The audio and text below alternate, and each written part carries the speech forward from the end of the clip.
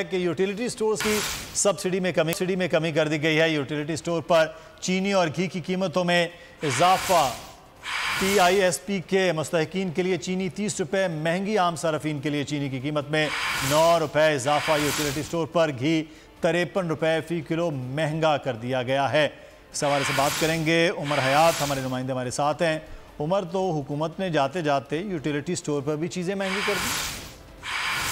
Utility stores पर जो वज़ीर-ए-आज़म आज़ादी पैकेज कल से शुरू होगा, उसके तहत जो अशियाए खुर्द-ओ-नोश हैं उनकी कीमतों में इजाफा सामने आया है। और सबसे पहले हमने ये देखा कि चीनी जो BISP सारिफीन को 70 रुपए किलो दस्तियाब थी, वो अब 100 रुपए किलो मिलेगी। और आम जो सारिफ था वो भी तकरीबन चीनी 91 रुपए फी किलो खरीदता था, तो वो भी 100 रुपए में दस्तियाब होगी। लेकिन दूसरी तरफ हमने ये देखा है कि यूटिलिटी स्टोर्स पर इस वक्त जो सस्ती और सब्सिडाइज चीनी है वो दस्तियाब ही नहीं है, क्योंकि जो टेंडर्स हुए हैं वो टेंडर जो है वो मुकम्मल नहीं हुए, जिसकी वजह से चीनी अब दस्तियाब नहीं है। अगर देखा जाए तो ये जो BISP मुस्तहिकीन के लिए घी जो है वो 300 रुपए से बढ़कर 353 रुपए हो गया है।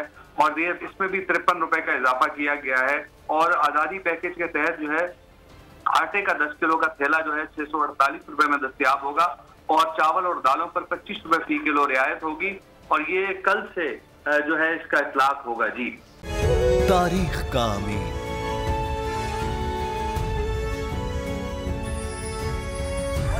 आजादी की अलामत,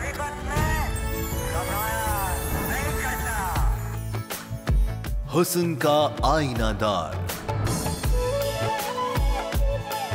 फिक्रो नजरिए की अक्कास, सरफराजी का गवाह, यानी हम सबका निगहबान पाकिस्तान।